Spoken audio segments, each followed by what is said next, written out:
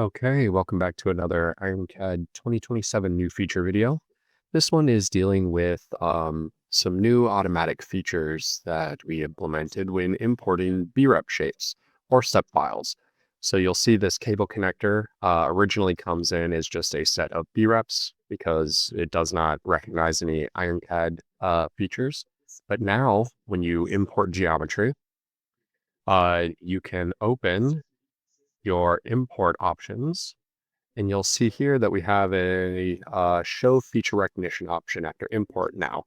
So what you can do is you can click on your file and click open, and it'll ask you if you want to automatically run the imported feature recognition tool that you can do post import as well. You can do this on import now.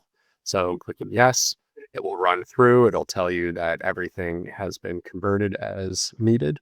And then now you'll notice over here, if we extend our parts, it has successfully recognized and created as many extrude features as possible with your import. Thanks, and we'll see you in the next video.